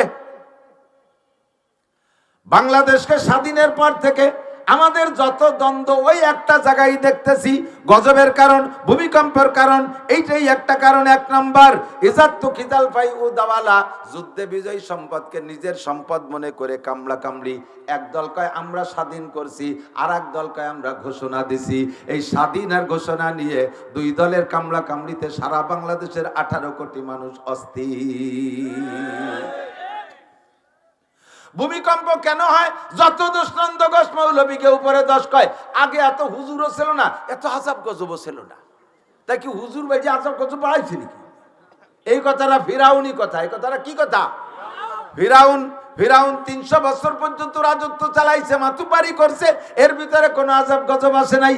300 বছরের মাথায় যখন মুসা আলাইহিস সালাম নবী হয়ে আসছে, তখন মুসা আলাইহিস সালাম যখন তারে কলেমার দাওয়াত দিয়েছে, কুল লা ইলাহা ইল্লাল্লাহু মুসা কালিমুল্লাহ, তখন ফিরাউন কয় আনা রাব্বুকুমুল আলা, আমি আবার কোন আল্লাহরে আল্লাহ মানবো, আমি তো সবচেয়ে বড় রব। বলার সাথে সাথে আল্লাহ পাক আয়াতে 9 একে একে 9টা গজব তার উপরে চাপায় দিয়েছে। 1 নম্বর গজব হলো একই এলাকায়, একই মিশরে বসবাস। মুসা আলাইহিস সালামের কওমের নাম বনি ইসরাইল। তারা যে এলাকায় থাকে, ওই এলাকার মধ্যে কোনো ফিরাউনের কওম নাই, তার নাম হলো কিপ্তি। আর ফিরাউনের কওম যে জায়গা, সেই কিপ্তির এলাকা আলাদা। একই এলাকায়, একই গ্রামে, একই শহরে থাকে। মুসা আলাইহিস সালামের কওমের সব পানি আছে, ফিরাউনের কওমের সব পানি রক্ত হয়ে গেছে। এমন রক্ত, জমাট বাঁধা রক্ত খাতি পারে না। পানি না থাকলে কি মানুষ বাঁচে নাকি? এখন ফিরাউনের কাছে আইসা ওর উম্মতরা এসে কাছে খুদা তাল্লাহ মুসার এলাকার পানি তো পানি আছে, তো তোমারে আমরা ক্ষুধা মানি, তোমার এলাকার পানি তো রক্ত হয়ে গেছে, বাঁচার উপায় কি? কয় যে কি করি, কদি দাঁড়া দেখি, যাক আমি চেষ্টা করতেছি। গোপনে যাইয়া একা একা রাত্রে বেলা মুসা আলাইহিস সালাম যে বলছে, মুসা এই তো বিপদে পড়ে গেছে, পানি পানি বানাই দিতে কও আল্লাহ রে, ও তো জানে আল্লাহ আলাদা আছে, আমি এবার সবাইকে নিয়ে কলেমা পড়বো। মুসা আলাইহিস সালাম কইলে আল্লাহ ওর বাপ ভালো, মনে হয় তওবা করছে, পানি বানাই দাও, ও কলেমা পড়বে। পানি বানাই দিছে, পানি হয়ে গেছে, আল্লাহ পাক পরের দিন সকালবেলা পানি ঠিক করে দিছে। এখন মুসা আলাইহিস সালাম পড়ো কলেমা পড়ো। কয় যে কেন কলেমা পড়বো, এই পানি আগে পরে কোনোদিন রক্ত হয় নাই, তুমি আসার কারণে পানি রক্ত হয়েছে। কথা তো ঠিকই, মুসা আলাইহিস সালাম আসার কারণে রক্ত হয়েছে, তা মুসার কারণেই যদি রক্ত হয় পানি, তাহলে মুসার কমে হলো না, তোর কমে হয় কে? মুসা আসার পরেই হয়েছে ঠিক, কিন্তু দোষটা কি মুসার না ফিরাউনের? জোরে বলেন, মুসার না ফিরাউনের? দেশে হুজুর বাড়ছে, আজাব গজব বাড়ছে। আগে দেশে এত বড় বড় হুজুর ছিল না, আজাব গজব ছিল না, তাই কি হুজুররা আজাব গজব টেনে আনছে? হুজুররা এই পরিমাণ হইয়ে যে পরিমাণ বয়ান বক্তৃতা করতেছি, আমরা যে পরিমাণ প্রতিবাদ করতেছি, এত যদি না থাকতো তাহলে দুনিয়া এই কয়দিন বাংলাদেশ শেষ হয়ে যাইতো, বাংলাদেশ থাকতো না। হুজুরকে দোষ, যত দোষ নন্দ ঘোষ, এজাত তো কিজাল ফাই উদাওয়ালা। আমরা কোনো হুজুর এদেশে ওইভাবে নিয়ে কামলা কামলি করি না, বলি না যে এটা আমরা করছি, এটা আমরা করছি, ওটা আমরা করছি। হ্যাঁ, বললে আমরাই বলতে পারি, এই উপমহাদেশ থেকে ইংরেজকে তাড়ানোর যে আন্দোলন, এটা উলামায়ে কেরামই সর্বপ্রথম শুরু করেছে। উলামায়ে কেরামের আন্দোলনে এই দেশ স্বাধীন হয়েছে, এই এশিয়া মহাদেশ ধরে স্বাধীন হয়েছে, নইলে আজও পর্যন্ত ইংরেজের গোলামি করা লাগতো, আর বাংলাদেশের নির্বাচন করানো লাগতো না, এদেশের প্রেসিডেন্ট প্রধানমন্ত্রী হওয়া লাগতো না। স্বাধীনতা যুদ্ধ করে লাস্টে পাকিস্তানের থেকে যুদ্ধ হইয়া সেইটার নাম স্বাধীনতা, আবার আর একটা স্বাধীনতা। ও দোস্ত, এই বাংলার জমিনের থেকে, এই উপমহাদেশ থেকে ইংরেজকে তাড়ানোর আন্দোলন উলামায়ে কেরামই করেছে, ঠিক কি ঠিক না? কিন্তু আমরা সেভাবে দাবি করি না, আমরা বলি সকলে মিলেমিশে তাই ঈমান আমলের সাথে থাকি, যাতে কোনো জয় ঝামেলা না হয়, ঠিক কি ঠিক না? 2 নম্বর গজবের কারণ হলো ভূমিকম্পর 2 নম্বর কারণ ওয়াল আমানাতু মাগনামা, আমানতের সাথে খেয়ানত করা যখন শুরু হবে, ওয়ার্ডের আমানত মেম্বার খেয়ানত করে, ইউনিয়নের আমানত চেয়ারম্যান খেয়ানত করে, এদিক তো করে না। বিজিএফ কাট করতে যে পয়সা নেয়, বয়স্ক ভাতা করতে পয়সা নেয়, বিধবা ভাতা করতে পয়সা নেয়, কে পয়সা নেবে? কে বিধবা ভাতা করে দেবে, পয়সা কেন নেবে? খেয়ানত করে, আমানতের খেয়ানত। বিজিএফ কার্ড মারে, টোন মারে, মন মারে, রাস্তা মারে, খাল মারে, সব কিছু মেরে খাই। মেম্বার ওয়ার্ডের আমানত মারে, চেয়ারম্যান ইউনিয়নের আমানত মারে, উপজেলা চেয়ারম্যান উপজেলার আমানত মারে, আমানতের খেয়ানত করে। আরে এমপি সাহেব তার সিটের খেয়ানত করে, মন্ত্রী সাহেব তার মন্ত্রণালয়ের আমানতের খেয়ানত করে। কথা বলেন, স্কুলের আমানত যার কাছে আছে সে খেয়ানত করে, মসজিদের আমানতকে সে আর খেয়ানত করে। যখন আমানতের খেয়ানত শুরু হবে, তখন ভূমিকম্প শুরু হবে। মসজিদে বৃষ্টির জন্য দোয়া হবে, সেক্রেটারি এলান দিয়েছে, সবাই বসবেন, জুমার নামাজের পরে মসজিদে দোয়া হবে, কতদিন বৃষ্টি হয় না, সবাই বসবে। এর মধ্যে একজন দাঁড়াবে, দোয়া আরবে কোন হুজুর? এরকম ভুতুম পেশার মতো চোখ পাকাইছে, দোয়া আরবে কোন হুজুর? কেন, কি হয়েছে? আরে সেই হুজুর আছে, বাহিরদের হুজুর, মাঠে যে আমাকে নিয়ে ইস্তেসকার নামাজ পড়ছি, সেই জায়গাতে বৃষ্টি বৃষ্টি বাড়ি আইছি, আর সেই হুজুর আছে। এখন হুজুরও প্লাস্টিকের, বদনাও প্লাস্টিকের। আগের হুজুররা কাঁসার বদনায় ফু দিলি তলা খুলি বার হয়ে যেত, আর এখন হুজুরও প্লাস্টিকের, বদনাও কাঁসার বদনা আছে নি কোনো বাড়ি। আজ কোন হুজুর দোয়ারবে? বেয়াদবি করলো কে? কয় কি যে মোল্লাগে মসজিদের কেশিয়ার, তো যে কাছে কীর্তি, কয় যে উনি তো 4-5 শুক্রবার আমাকে এনে নামাজ পড়ে। কেন? ওনার কাছে ক্যাশের টাকা রয়েছে মসজিদে, সেইটাই উনি এই মাইয়ে বিয়ে দিছে, পরে মসজিদের কাজ করবে, সেই সময় টাকা দিতে পারতেছে না বলে রাগারাগি বা দেয়, আমাকে মসজিদে নামাজ পড়ে। আর এই নুস্য এ কয় কি যে কোন হুজুর দোয়া আসবে? এই যে বৃষ্টি বন্ধ হয়েছে, এটা তোর কারণ হয়েছে। কথা বলেন না কেন? তোর কারণ হয়েছে। আমার একটা বদনা দাও, আমি ফু দেবো, এখনো তলা খুলিয়ে যাবে। একটা বদনা কাঁসার দাও তো, কাঁসার বদনা আগের হুজুররা ফু দিলি, বাইদ্যের হুজুর ফুল দিলি খুলিয়ে যেত, তলা বেরোয় যেত। পুড্ডর হুজুর তলায় ফু দিলি, বদনার তলা বেরোয় যেত। আর এক হুজুর ফু দিলি, তলা বেরোয়। এখন আমি ফু দেবো, তলা না খুললি পারে এই জায়গার থেকে এই পুড্ডরতে বাড়ি যাবো না। বদনাটা দাও তো, বদনাটা আমারে দাও তো, বদনাই তো প্লাস্টিকের। কাসার একটা বদনা দাও। কোন বাড়ি সুদ না আছে? সুদখোর, ঘুষখোর, বেড়া, ক্যাডাম, কারিতাস, বিআরটিভি, শনিবার, জাগরণী চক্র, আশা, প্রশিকা, গ্রামীণ ব্যাংক, বেপারদা, বেনামাজি, কোন বাড়ি না আছে? বদনাটা কাসার কোন বাড়ি আছে? সব বাড়ি তো প্লাস্টিক। দেব কারে? তনহমা সুদ্দাক দাক পুম্বকু জাকু জানে হাম, তনহমা সুদ্দাক দাক পুম্বকু জাকু জানে হাম, এক দিলে মন সদারেজু দিল বকু জাকু জানে হাম, এক দিলে মন সদারেজু দিল বকু জাকু জানে হাম। সারা গা ক্ষত বিক্ষত, ঔষধ লাগাবো কোন জায়গায়? দাইয়ে পে বুড়ির ভাষায়াত, দাইয়ে ভাইয়া বুড়ির ভাষায়াত। এক জায়গা কয় সেমনি বসে বসে গল্প হচ্ছে, ওর মধ্যে এক বুড়ি আছে, কিরা যেন বাই সারছে, তাতে গন্ধ, সবাই রে সবাই দোষ দিয়ে তুই দিছিস তুই দিছিস, সবাই ঠেলাঠেলি রে, কেউ দেই নেই। লাস্টে কয় বুড়ি দেছে। আর বুড়ি তো আর ঝগড়া হতে পারতেছে না, বুড়িরই অজু বানানো লাগলো, অথচ বাদ দেশে আর একজন। সারা দেশ ভরে মেম্বার, শহীদার, দফাদার, সবচেয়ে বড় ঘুষখোর বর্তমানে, সবচেয়ে বড় ঘুষখোর বর্তমানে বলেন জানেন কে? সবচেয়ে বড় ঘুষখোর সাংবাদিকরা। সবচেয়ে বড় ঘুষখোর সাংবাদিকরা মিথ্যে মিথ্যে সংবাদ বানাইয়া মানুষকে বিপদে ফেলাইতেছে, মানুষের নামে অপপ্রচার দিচ্ছে। যাদের নামে বড় ঘুষখোর বলে বদনাম পুলিশ, সে পুলিশের কাছ থেকে সাংবাদিকরা ঘুষ খায়। পুলিশটা এক পাশে ফেলাই দিয়ে, স্যার টাকা দেন, নইলে কিন্তু এটা সার্কুলার দিয়ে দেবো। বাবা তোর পায়ে ধরি, আমি 2 লাখ টাকা যে কাটতে আনছিলাম, তোর 3 লাখ টাকা দেবেন, আমার নামটা কইস না। আর আমাকে দোষ দেয়, ফু দেয় না, সেই ফু দিয়া হুজুর নেই।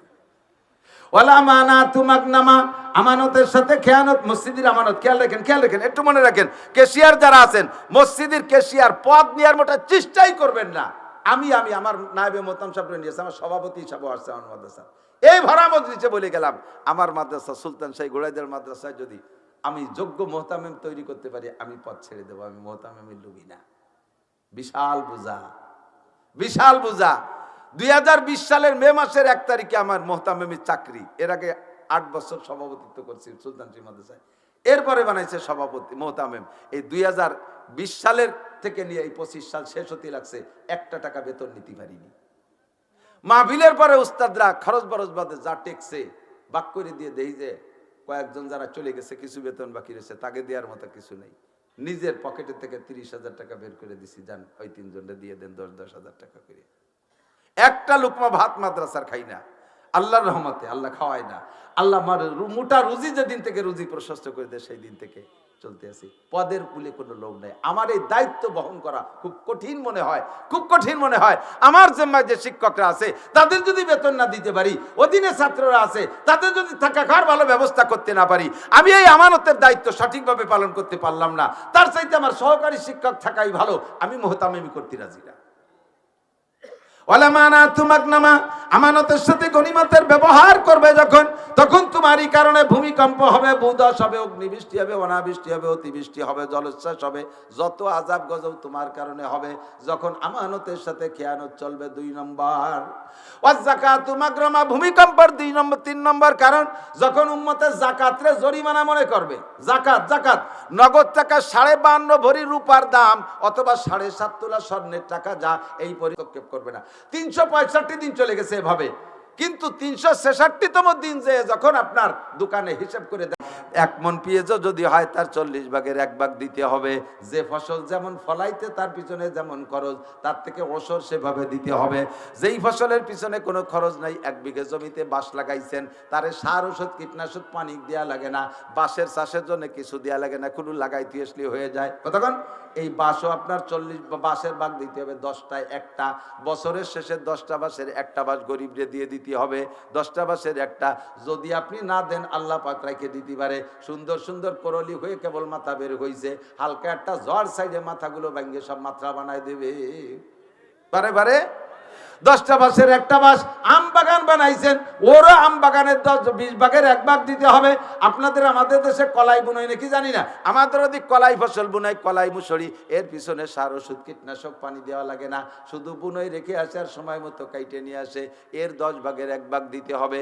আপনাদের পেঁয়াজের পিছনে যথেষ্ট পরিশ্রম আছে, 40 ভাগের 1 ভাগ দিতে হবে। পাটের পিছনে যথেষ্ট পরিশ্রম আছে, 40 ভাগের 1 ভাগ দিতে হবে। আর ধানের পিছনে যথেষ্ট খরচ আছে, ওর ওরও 40 ভাগের 1 ভাগ দিতে হবে। 40 ভাগের 1 ভাগ বের না করে মুখস্থ আপনি সব খরচ করবেন। ওর ভিতরে গরিবের হক থাকার কারণে আপনারটা আপনারও হালাল না। যখন আমরা সুন্দর করে বলবো, বুঝিয়ে দেবো, তখন এটাকে জরিমানা মনে করবে। কয় আমার ক্ষেতের ফসল আমি যা খুশি তাই করবো। হুজুররা পাম্পট্টি দিয়ে নেওয়ার জন্য মশলা খাড়া করে। আবার যখন ধান পাট কালেকশনে যাই, দান দেয় কোন সাইজের ধান, পিএস দেবে যত কাটা পিএস, কুচো পিএস, সেইগুলো দেবে। দান দেবে আগাইলে মাইট নিয়ে খেড়িও দান, সিটিয়ে দান। আল্লাহু আকবার। আল্লাহ পাক রব্বুল আলামিন বলেন, এই সিটে দান আর আগাইলে দান দিলে কিরম লাগে আগামীবার দেখাই দেব। আগামীবার ধান যখন ফুলে বেরোইছে, ফুল বেরোইছে, হালকা একটা বাতাস দিয়ে ফুল ঝরে গেছে, এবার ধান সিটে হয়ে গেছে। 1 বিঘে জমিতে 30 মণ 40 মণ ধান হইতো। কাটিয়ে এনে মলন মালার পরে, মাড়াই করার পরে ধান সে গাদি সেরকম হয়েছে, কিন্তু বলই দেখে 30 মণ সিটে আর 5 মণ হয়েছে ধান। লম্বা একটা হাই ছেড়ে কয়, আল্লাহ বুঝলো না। আল্লাহ বেড়া ক্ষেত্রে 30,000 টাকা দিয়ে বলক করছে, আল্লাহ বুঝলো না। আল্লাহকে বুঝিলেই। গতবার আমার তালবি আলী ভাই ছিল মাদ্রাসা থেকে, তাকে সিটে দান দিছিস, সিটে দান দিলি কলিজার মধ্যে কেমন লাগে তাই বুঝনের জন্য একটা বুঝ দিয়ে দিলাম। ও যাকাতু মাগরামা বেড়ে যাচ্ছে কথা, শুধু হেডলাইন বলে চলে যাব। 4 নম্বর হলো ওয়া তুল্লিম আলী গায়রিদ্দিন। মুসলমান দিকে দিক, মুসলমানরা যখন সন্তানদেরকে দিন শিক্ষা দেবে না, সব দুনিয়ার শিক্ষার পিছনে পাগল হবে। ইংলিশ মিডিয়ামে পড়াবে, এই সালতানগর কান্দার স্কুলে পোষায় না, ফরিদপুর শহরের স্কুলে পড়াবে, ঢাকার স্কুলে পড়াবে, কেজি কিন্ডার গার্ডেন, হাজার হাজার স্কুল কলেজ হবে, কিন্তু মাদ্রাসা হবে না। মাদ্রাসা থাকলেও সেখানে সন্তানদেরকে দেবে না। যদিও সন্তানদেরকে দেয়, খেয়াল করি, মাদ্রাসায় পড়বে একদল, পড়বে একদল, পড়বে না তা না, পড়বে একদল, কিন্তু উদ্দেশ্য খারাপ। শুধু প্র্যাকটিস চলতেছে, গজলের প্র্যাকটিস, কণ্ঠের প্র্যাকটিস, বয়ানের প্র্যাকটিস। কি বা কেন? হাফিজুর রহমান সিদ্দিকী ওয়াজ করে, বাপরে বাপ, ডেলি রাত্রে দিন জড়ায় 3 লাখ টাকা ওয়াজে, অল্প পরিশ্রমে মোটা ইনকাম। এই জন্যই ভর্তিছি, দুনিয়া কামাই করে মোটা টাকা কামাই করব, হেলিকপ্টারে উঠবো, লাখ লাখ টাকা কামাই করব। আলেম হবা, তোমার বয়ানে দেশের মানুষ হিদায়াত পাবে, কিন্তু তোমার ওই এলেমের দ্বারা ফায়দা হবে না। তুমি ভূমিকম্পের কারণ। দিন শিখবা দুনিয়া কামাই করার জন্য। কওমি মাদ্রাসায় পড়বে না, যেই মাদ্রাসায় পড়লে সার্টিফিকেট হয় সেই মাদ্রাসায় পড়বে, যেই মাদ্রাসায় পড়লে সরকারি সার্টিফিকেট হয় সেই মাদ্রাসায় পড়বে। এর নাম হলো দিন শিক্ষা, দুনিয়ার উদ্দেশ্যে। এদের কারণে ভূমিকম্প হয়, সিডার সুনামি হয়, এদের কারণে করোনা হয়। 4 নম্বর। 5 নম্বর নবী পাক বলেন, 5 নম্বর হলো ওয়া আতা আর রাজুলু ইমরাতাহু।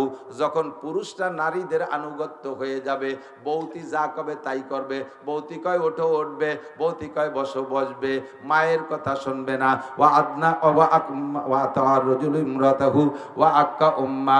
মায়ের সাথে নাফরমানি করবে, মারে পয়সা দেবে না, মারে কাপড় দেবে না, মারে ঔষধ দেবে না, মাকে খাবার দেবে। যুবক, মায়ের পেটে তুমি জন্ম নিয়েছো, মায়ের পেটে জন্ম নিয়েছো, মায়ের দুধ খাইছো।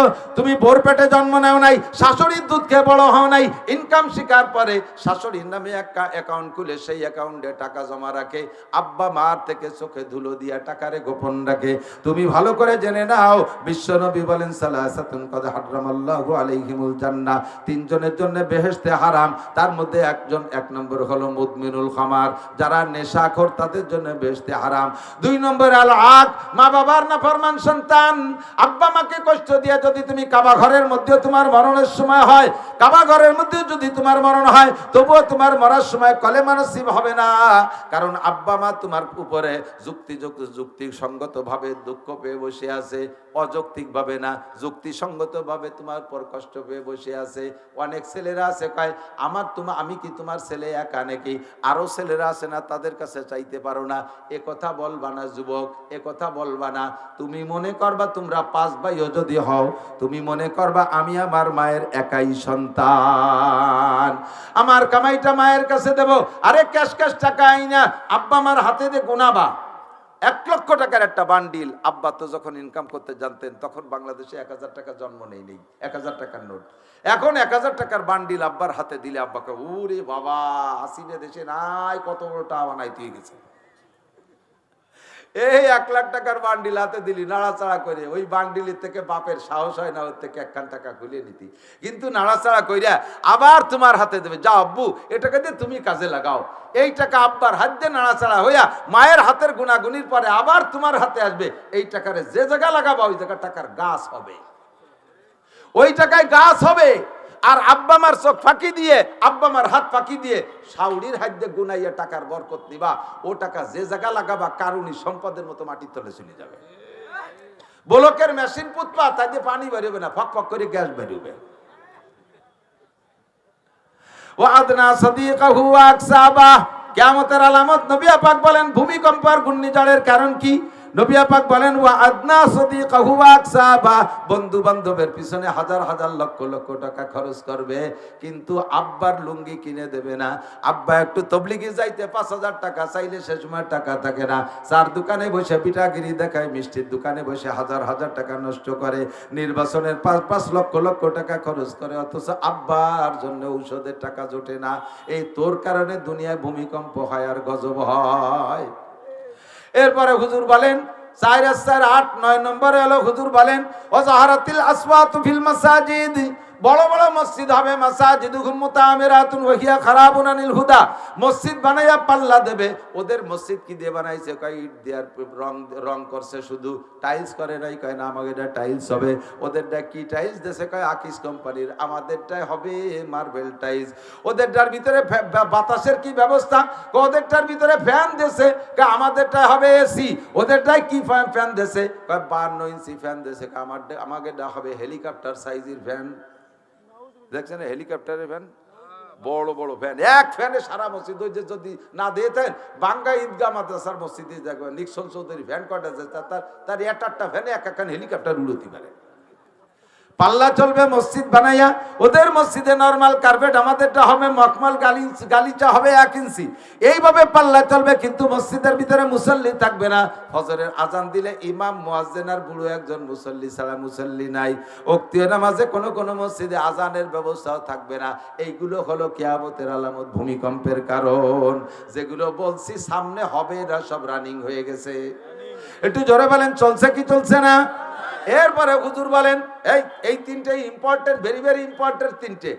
এরপরে হুজুর বলেন ওয়াসাদাল কবিলাতা ফাসিকুহুম, কওমের নেতৃত্ব দেবে, মেম্বার হবে, চেয়ারম্যান হবে, মাতুব্বার হবে, এমপি হবে কারা? সাদাল কবিলাতা ফাসিকুহুম, ফাসেকরা হবে কওমের নেতা। ফাসেক কাকে বলে? যে রেগুলার বুঝে বুঝে কবিরা গুনাহ করে, দাড়ি কাটে ফাসেক, নামাজ পড়ে না ফাসেক, রোজা রাখে না ফাসেক, হজ ফরজ হইছে করে না ফাসেক, যাকাত ফরজ হইছে করে না, আদায় করে না ফাসেক, বউ বাচ্চারে পর্দায় রাখে না ফাসেক, নিজেও বেপর্দা করে ফাসেক। আল্লাহু আকবার। নামাজ কালামের দ্বার ধরে না, সুদে কারবার করে ফাসেক, ঘুষের কারবার করে ফাসেক, দুর্নীতি করে যে ফাসেক। এই সমস্ত দুর্নীতিবাজ ফাসেক ফুজ্জাররা যখন কওমের নেতা হবে তখন ভূমিকম্প হবে, কারণ ড্রাইভার নষ্ট হইয়া গেছে।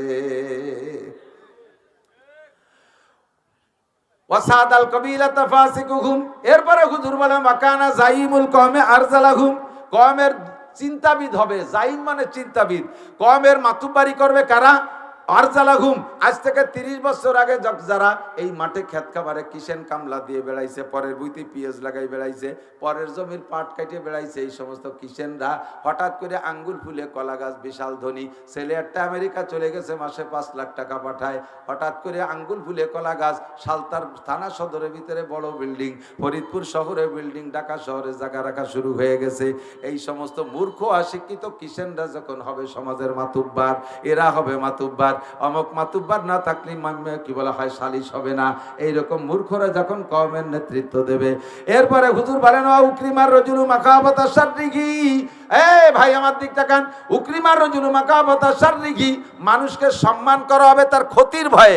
যদি সার না কই, মাতুব্বার না কই, কাকা কাকা কই না ডাকি, নেতা কই না ডাকি, আবার কোন পেছে ফেলাইয়া মামলায় ফেলাই দেবে, কোন বিপদে ফেলাই দেবে, কোন পেছের মধ্যে ফেলাই দেয়, এই ভয়ে তারে সম্মান করা লাগে। নইলে সে যে সাইজের মানুষ, তারে পাউ দিয়ে লাইথলিয়া পারিজ্জেত যায়। কতক্ষণ লাইথলিয়া পারিজ্জেত যায়, অথচ তারে বস সেলুট দিয়া লাগতেছে। কারণ যদি সেলুট না দেয় কোন বিপদে ফেলাই দেয়। এইটা কি বাকি আছে না চলছে? এটা বাকি আছে না চলছে? তাহলে দাইয়েবে বুড়ির ভাষায় হাত দিয়ে লাভ নাই, যে যত হুজুর তত আপদ বিপদ। সব কিছু হিসেব করে দেখেন কারা। আল্লাহর কসম এই জাতীয় সমস্যা হুজুরদের মধ্যে একটাও নাই, দিনদার মানুষের মধ্যে একটাও নাই। কথা কন, সবগুলো ওই সাইজের। এরপরে হুজুর বলেন ওয়াজাহারাতিল মাআজিফ ওয়াল কায়নাত, বাদ্যযন্ত্র এমন বাড়বে, মুসলমান নিজেদের ধর্মীয় প্রোগ্রামের মধ্যে পর্যন্ত বাদ্যযন্ত্র নিয়ে আসবে। ইদানিং দেখেন, ইউটিউব খুলে দেখেন, যত ইসলামিক সঙ্গীত আছে, ইসলামিক সঙ্গীতগুলো, ইসলামিক সঙ্গীতরাই কণ্ঠশিল্পী বিভিন্ন গোষ্ঠী বানাইছে, কলরব গোষ্ঠী, আরো কারা কারা গোষ্ঠী আছে। এই গোষ্ঠীতে যত গান গজল গায়, ধর্মীয় গান, প্রত্যেকটা গানের ভিতরে চালায় দেখেন বাজনা মিক্সার, আছে না নাই? মুসলমানের বিয়ের অনুষ্ঠানে বাজনা ডেক্সেট বক্সের বাজাইয়া এই বিবাহের অনুষ্ঠানটা নষ্ট করে ফেলে। বিবাহের অনুষ্ঠানের ভিতরে যদি বাজনা বাজানো হয়, ওই বিয়েতে বরকত থাকে না, ওই বিয়ের ভিতরে খোদার গজব আসে। আল্লাহু আকবার। এদের কারণে ভূমিকম্প হয়। অসুরি বাতিল খুমুর 14 নম্বরে হুজুর বলেন, যখন দেশে মাদক বেড়ে যাবে, যুবকরা মদ খাবে স্বাভাবিকভাবে ওপেনে, মদ গাঁজা এবা ফেন্সিডিল। আপনাদের এদিক থেকে এগুলো চলে না? এদিক আছে গাঁজা খোর? বাবা খায়, বাবা এদানিং বলে আঠা খায়। সুবহানাল্লাহ। আমি ঢাকা গেছি, মুন্সিগঞ্জ হজ করতে যাওয়ার পরে একজন এসে কয়, হুজুর নতুন আর একটা খাবার দাবার হয়েছে। সেটা কি? কয় যে শূন্য গু পুড়াইয়া দুমনিলি নিশা হয়। আমি বললাম, আল্লাহ তোমার পায়ে ধরি, এরা আপাতত শূন্য গু খাইয়ে থামিয়ে যাক, কয়দিন পর কাঁচা গু না খায়, নিজেই পায়খানা করে না খায়। হারামখোর নেশাখোর, এগুলো বেড়ে যাবে। আজ থেকে 10-20 বছর আগে এত শুনি নেই কথাক্ষণ। এখন যেভাবে ওপেন হয়ে গেছে, আঞ্চলিকভাবে ডিলার হয়ে গেছে, ঘরে ঘরে দাঁড়ে দাঁড়ে পৌঁছায় দিচ্ছে। আল্লাহ হেফাজত করে। এগুলো তোমাদের কারণে ভূমিকম্প। 15 নম্বরটা বলে শেষ করে দেই। 15 নম্বর হুজুর বলেন, শেষকালে কিছু পণ্ডিত বের হবে, যেই পণ্ডিতরা আগের মহামনীষীদের লুকমা দেবে। কয় কি, আবু হানিফা কাফের ছিল, আবু হানিফা মুশরিক, ইমাম শাফি লেখাপড়া জানতো না, আহমদ ইবনে হাম্বল কিছু জানে না, ইমাম মালিক মূর্খ, লেখাপড়া জানে না। লেখাপড়া জানে জাকির নায়েক, লেখাপড়া জানে আব্দুর রাজ্জাক বিন ইউসুফ, লেখাপড়া জানে যত পাঙ্কু আহলে হাদিস আলারা। দুইখান ছটি বই পড়ে বহুত বড় বড় আলেম হইয়া যায়। বড় বড় আলেমদের লুকমা দেয়। সদর সাহেবের নামাজ হয় নাই, বাহিরদের খুজরির নামাজ হয় নাই, তবলিগ আলাকে নামাজ হয় না। কথা বলেন, আছে না? বলনে वाला একদল আছে।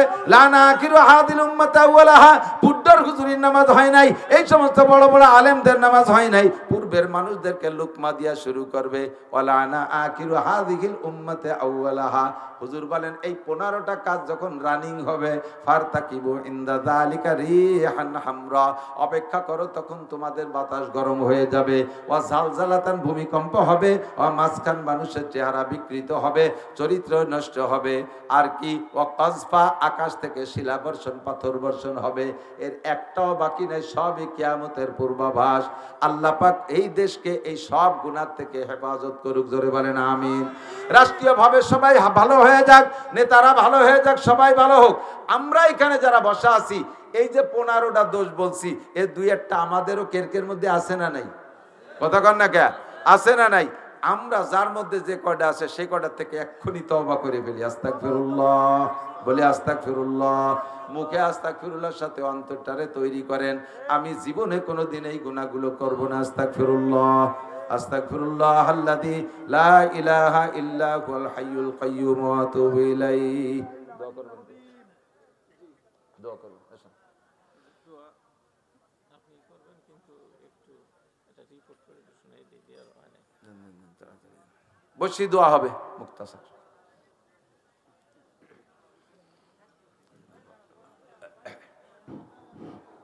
দোয়া হবে, আপনারা অল্প শোনার জন্য বসেন, অল্প শোনা। ভোট কত আয় কত ব্যয় খালি